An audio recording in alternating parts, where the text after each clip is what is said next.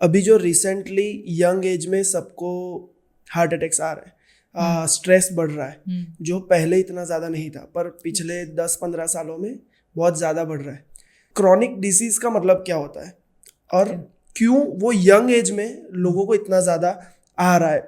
कि लोग स्ट्रेस की वजह से है या फिर फूड पैटर्न्स है, स्लीप पैटर्न्स है, क्या है सारे रीजंस? ओके, तो बेसिकली क्रोनिक डिजीज जो है ना, chronic disease is non communicable disease. तो जैसे क्रोनिक डिजीज का मतलब है कोई चीज़ जो ज़्यादा देर तक रहती है। अक्यूट डिजीज मतलब अचानक से आया, ठीक है, जैसे एक्सीडेंट है वो अक्यूट है।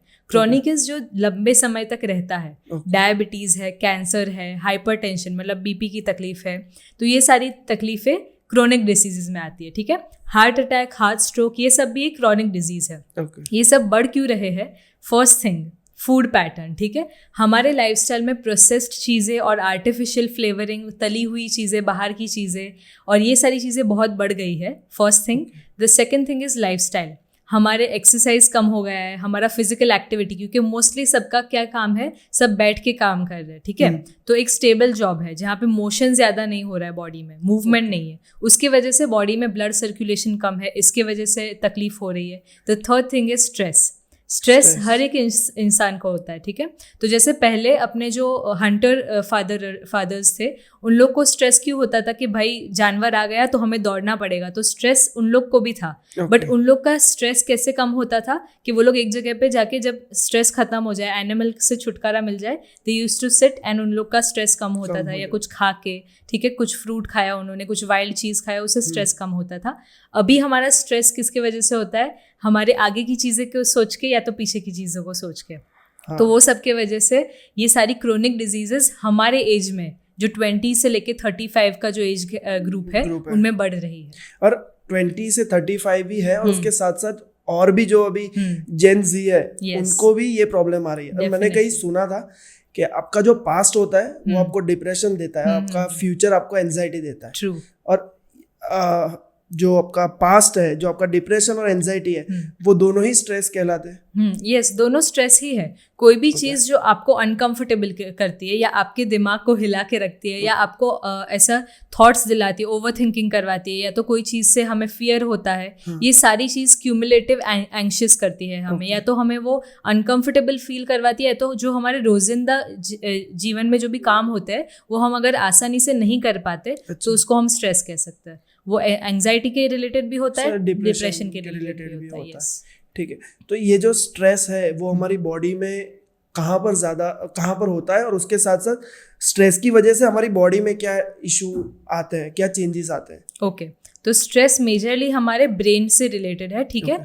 कोई भी साइकोलॉजिकल डिस्टर्बेंस होगा तो उसको हम स्ट्रेस के रिलेटेड बोल सकते हैं। एक और स्ट्रेस होता है बॉडी में, ऑक्सीडेटिव स्ट्रेस, जो हम न्यूट्रिशनिस्ट पढ़ते हैं, डाइटिशियंस पढ़ते हैं। बॉडी में अगर बहुत ज़्यादा ऑक्सीडेटिव स्ट्रेस बढ़ जाता है तो कैंसर वगैरह की तकलीफ होती है, ठीक है। स्ट्रोक वगैरह वो भी ऑक्सीडेटिव स्ट्रेस से बढ़ता है, उसकी बारे में बात हम बाद में करेंगे। अभी हम नॉर्मल साइकोलॉजिकल स्ट्रेस की बात कर रहे हैं, ठीक है। काम के रिलेटेड स्ट्रेस, या तो रिलेशनशिप का स्ट्रेस, या तो मेरे साथ जो भी हो रहा है वो मेरे साथ ही क्यों हो रहा है, ऐसा वाला स्ट्रेस। तो ये सारे स्ट्रेस से क्या होता है, हमें छोटे छोटे सिम्टम्स दिखते हैं हमारे बॉडी में। काफ़ी लोगों को यहाँ पीछे के जो उनका सिर का पीछे का भाग है वहाँ पे पेन होता है। काफ़ी लोग को पूरे बॉडी में एकदम झंझनाहट वाली फीलिंग आती है। काफ़ी लोग को नींद अच्छे से नहीं आती, विच इज़ अ वेरी मतलब बहुत कॉमन सिम्टम है स्ट्रेस का, कि उनको नींद रात को नहीं आती। उनको इंसोम्निया भी बोलते हैं कि रात की नींद मेरी ख़त्म हो गई है, मेरे को नींद ही नहीं आती, या तो बहुत ज़्यादा डरावने सपने आते हैं। बहुत सारे अलग अलग सिम्टम्स हैं स्ट्रेस के। और मेजरली अगर स्ट्रेस पीछे के भाग से रिलेटेड है, उसका मतलब हमारे जो पीछे ग्लैंड्स होते हैं, पिट्यूटरी ग्लैंड, ये सारे जो ग्लैंड्स है वो हमारे बॉडी में हार्मोन्स रिलीज करता है, ठीक है। हार्मोन्स का काम क्या है? आपने सुना होगा कि मेरे को डोपामीन रिलीज हो रहा है। अगर मैं ज्यादा रील्स देखता हूँ या ज्यादा खुश हो गया कोई देख के, कुछ देख के, तो डोपामीन रिलीज हो रहा है। तो ये सारे अलग अलग हार्मोन्स हमारे बॉडी में है। ये हार्मोन्स अगर अच्छे से सक्रीट होंगे बॉडी में तो हमारा नॉर्मल लाइफ चलेगा। अगर एक हार्मोन ज़्यादा सेक्रीट हो गया, एक हार्मोन कम सेक्रीट हो रहा है, या डिस्टर्बेंस चल रहा है, तो बहुत अलग अलग डिजीजेस हो सकते हैं हमें। स्ट्रेस के रिलेटेड हो सकता है, पीसीओडी पीसीओएस के रिलेटेड हो सकते हैं, और गट के रिलेटेड मतलब हमारे डाइजेस्टिव सिस्टम के रिलेटेड भी हमें इश्यूज हो सकते हैं।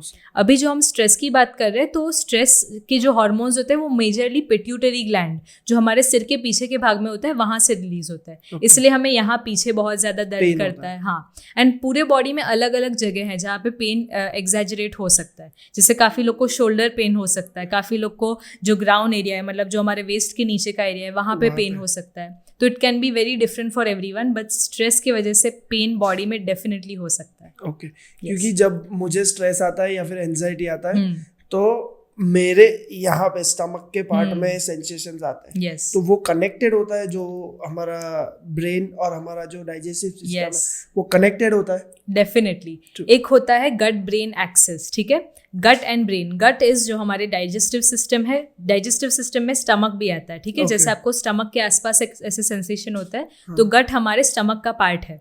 तो गट ब्रेन एक्सेस इज पूरा एक लाइनिंग, जैसे हमारा करोड़रज्जु है स्पाइनल कॉर्ड, तो वो एक पूरा लंबा कॉर्ड है, राइट। वैसे ही गट ब्रेन का एक एक्सेस है कि अगर आपका साइकोलॉजिकल मूड अच्छा नहीं होगा, अगर आप स्ट्रेस में होंगे तो आपका डाइजेस्टिव सिस्टम भी बिगड़ा हुआ हो सकता है। It is dependent on every different person, हर एक इंसान का अलग होता है, but it is very connected कि अगर आपका स्ट्रेस ज़्यादा है तो आपको पाचन अच्छे से नहीं होगा, या तो आपका पाचन बिगड़ा हुआ है उसकी वजह से आपको स्ट्रेस हो सकता है। It is interlinked. तो आपको डेफिनेटली ध्यान रखना है कि अगर आप खाना खा रहे हैं, कुछ भी खा रहे हैं, अगर आप कुछ चीट मील भी ले रहे हैं तो उसको अच्छे से खाइए। अगर आप ऐसा सोच के खाएंगे कि यार ये मैं क्यों खा रहा हूँ, तो वो भी अच्छे से डाइजेस्ट नहीं होगा, भले आपको टेस्ट अच्छा लगेगा। अच्छा, मतलब आप जब खाना खा रहे हो तो वो फीलिंग या फिर वो जो इमोशन है वो भी हमें पॉजिटिव रखना है। हाँ, कोई भी चीज खा रहे हो, क्योंकि उसका इफेक्ट हमारे बॉडी पर आता है। हाँ, ओके।